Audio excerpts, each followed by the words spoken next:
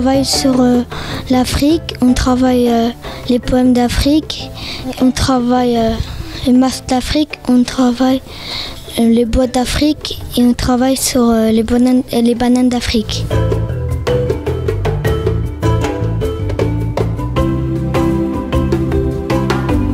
On a fait des haïkus sur la banane dessert miam, la banane est violette, la banane rouge, oui. La banane est rose, la banane donne du calcium, le bananier est jaune. La banane est jaune, la banane est délicieuse, la banane est noire. On a travaillé sur la banane, on a fait des max, on a fait un haïku, banane sur une crêpe, banane sur le bananier, banane sur une glace.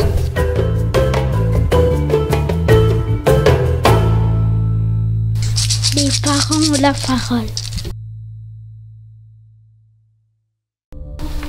Alors, les sakoyas blancs désobéissent, des poissons verts lissent doucement.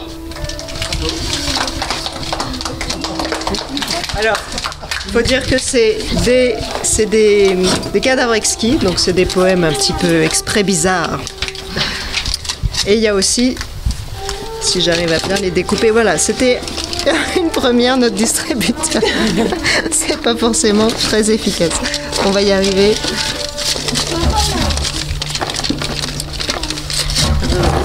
Hop. Lutteur zoulou, geste rituel, brave les havres de l'Afrique. Alors, un jour, la poésie sortira du marché de la poésie sortira de sa tanière et prendra la route toute seule comme une grande.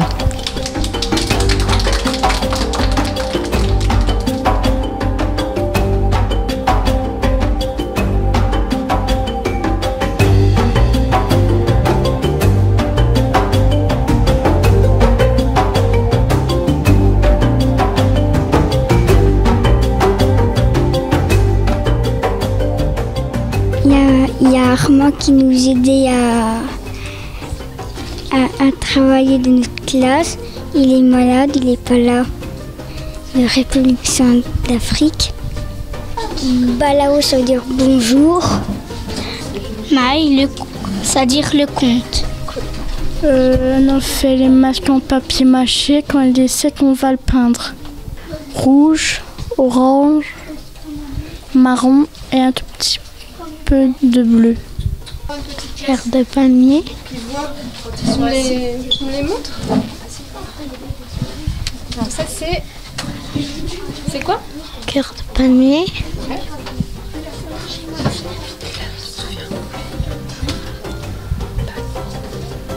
Un indigo. Un marigot. Un naté.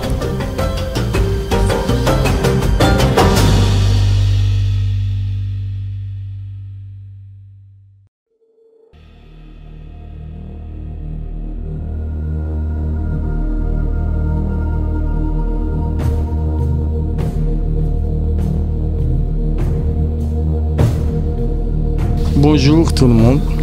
Et dans une autre langue, ça donnerait Sabah al-khair. Sabah al-khair.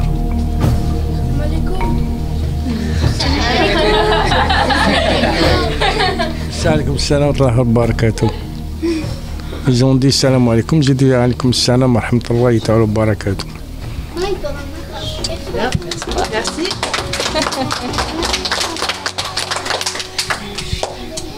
À vous. Oui. Alors, il y a les grands de cette école qui ont participé aussi, des CM1, CM2 qui travaillent avec moi. Je présente les salades Baraka de Mayotte. J'aime les salovas, ce sont des habits traditionnels. Leurs motifs, ce sont des fleurs, des formes variées avec des mélanges de couleurs jaune, vert, rouge, gris, violet, fluo. Les tissus sont vaporeux, fluides, soyeux. Je veux vous présenter les Mcinzano. C'est un masque à base de poudre de bâton baraka. Merci.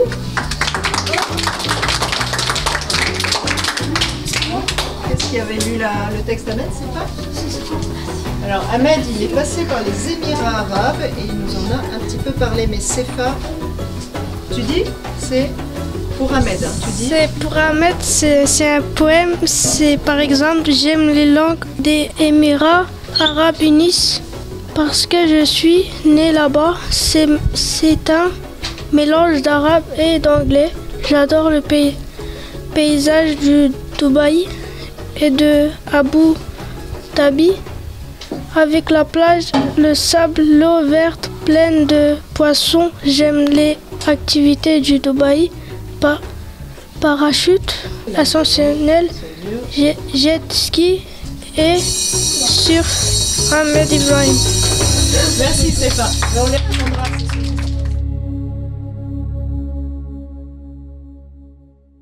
Alors on est allé un peu plus loin que l'Afrique, hein, mais c'était les Afriques avec un S, le projet, parce que c'était les langues qui sont un petit peu diffusées dans le monde.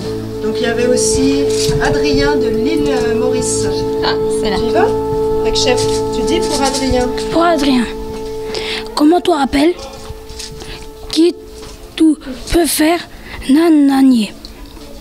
C'est du créole de l'île Maurice. J'habite à Saint-Pierre. La ville est plus grande. Ce port, lui, j'y allé pour manger au restaurant et faire du shopping. Adrien. Merci. Alors maintenant, il nous restait Raman. C'est Raman qui a lu, ou c'est Elena? Elena. Alors, Elena, elle va vous lire ce que nous a apporté. En fait, j'ai un cousin qui vient du Ghana. Tiens, tu vas vers le micro. Vas-y, explique ce que Henry a apporté de son pays. Souvent, au Ghana, les gens choisissent le symbole Adinkra qui les présente le mieux. Ce symbole peut être peint ou imprimé sur des tissus. Merci Elena. Alors justement, ils ont fait des haïkus, eux aussi, avec les symboles qu'ils ont choisis, les symboles Adinkra du Ghana. Alors, on commence par Sefa. Donc c'est ce symbole-là, le premier qu'il a choisi. Un ballon cible, symbole d'intelligence, jeu. On dirait une montre, on dirait du fromage blanc. C'est faux. Merci. Alors on va se tourner vers ceux de l'autre côté. Ça commence par Erza. Erza, là-haut. La terre a un poids, le symbole est très très beau, les magnifiques cœurs. Merci Erza. Elena, le tien? Ce symbole est beau. La patience, la tolérance, le cœur magnifique. Bravo.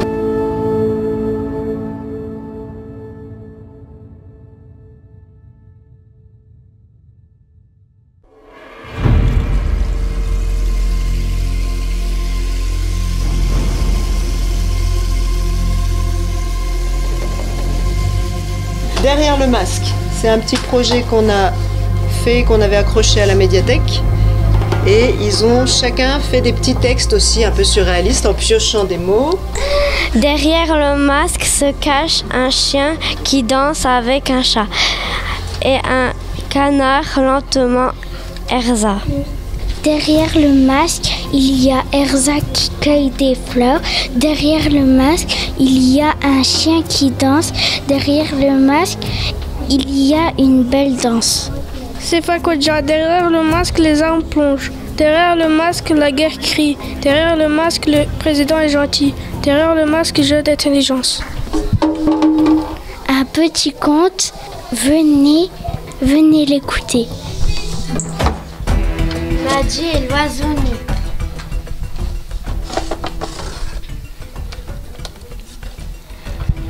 C'est l'histoire de Madi, un petit garçon.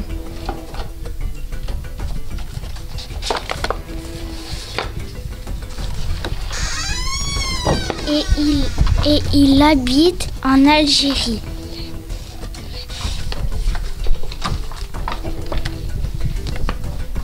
Madi veut partir au Maroc.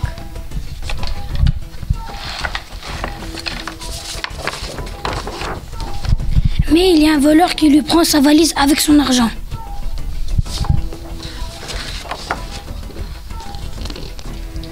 Il va voir le président. Le président lui donne l'oiseau nu, un objet nigérien. Et magique.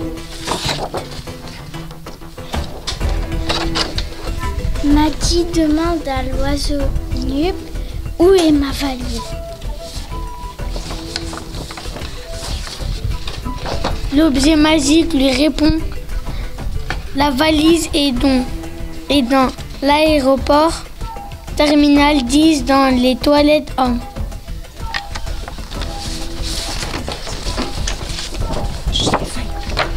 Maintenant, Madi peut partir au Maroc. Il envoie au roi une carte postale pour le remercier. Et voilà.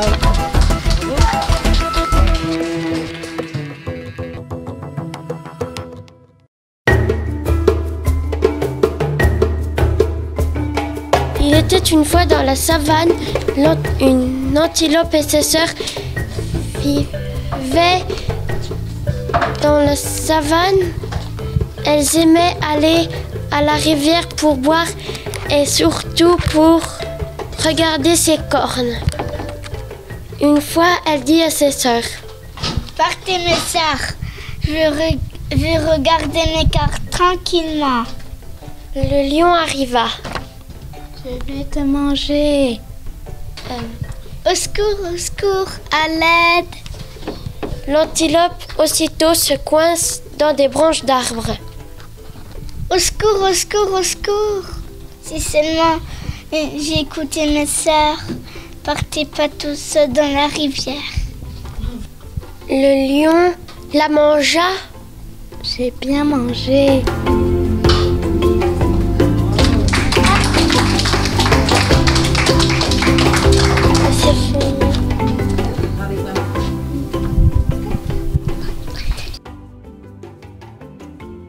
Une hyène se promenait dans la savane. Elle avait très faim, mais elle ne trouvait pas de la nourriture. Un jour, elle se cogna sur une pierre et dit: Aïe! Je suis une pierre qui parle.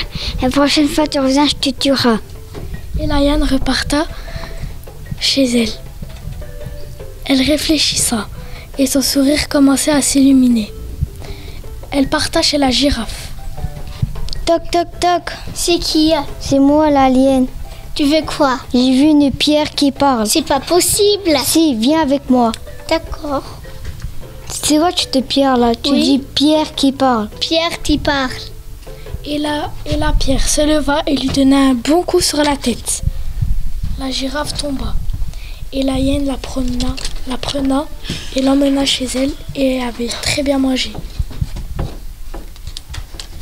Quelques jours plus tard, elle parta chez l'hippopotame.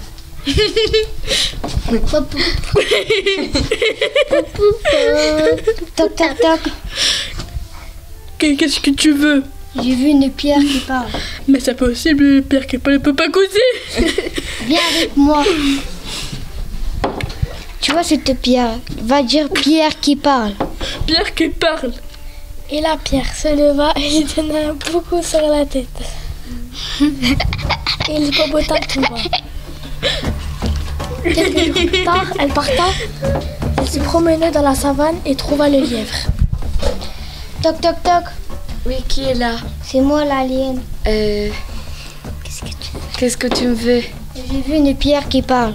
Ça ne peut pas parler. Si, viens avec moi. D'accord. Pierre. Non, tu vois cette pierre là? Tu dis pierre qui parle. Pierre qui bouge. Non, pierre qui parle. Pierre qui chante. Non, pierre qui parle. Pierre qui bouge. Non, Pierre qui parle. Pierre qui saute. Non, Pierre qui parle. Parle plus fort, je n'entends pas. Pierre qui parle.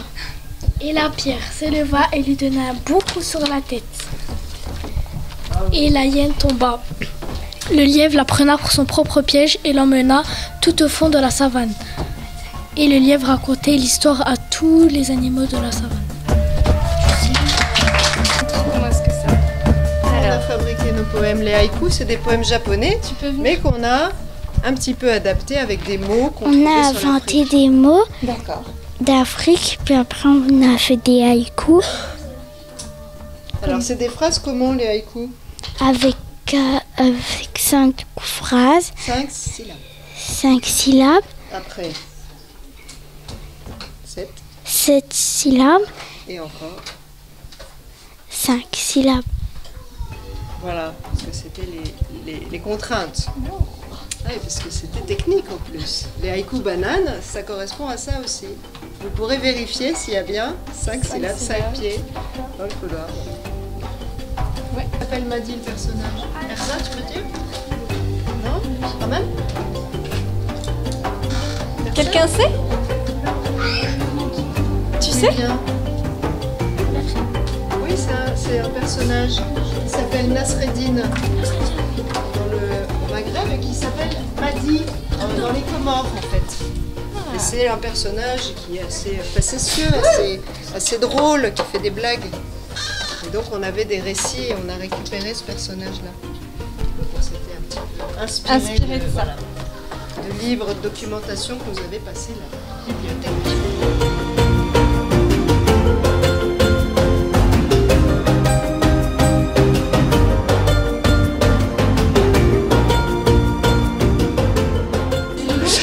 Donc c'était cette année le printemps des poètes sur le thème des Afriques.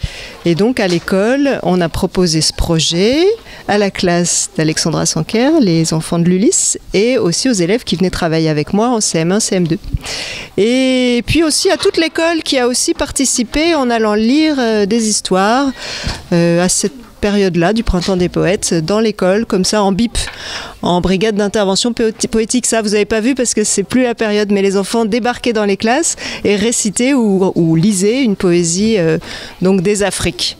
Et puis nous, on a fait ces projets d'écriture et de contes autour de l'Afrique. Et puis ça a débordé le printemps des poètes, les 15 jours prévus, et on a continué à faire des contes africains et à chercher ce qui était en lien avec l'Afrique dans l'école, ceux qui pouvaient nous apporter ce qu'ils connaissaient de l'Afrique, ce qu'ils avaient vécu, des enfants qui viennent des Émirats Arabes Unis ou du Maghreb ou aussi des îles, parce que c'était aussi inclus les Mayotte et les îles où le créole s'est répandu, où les langues africaines aussi ont essaimé.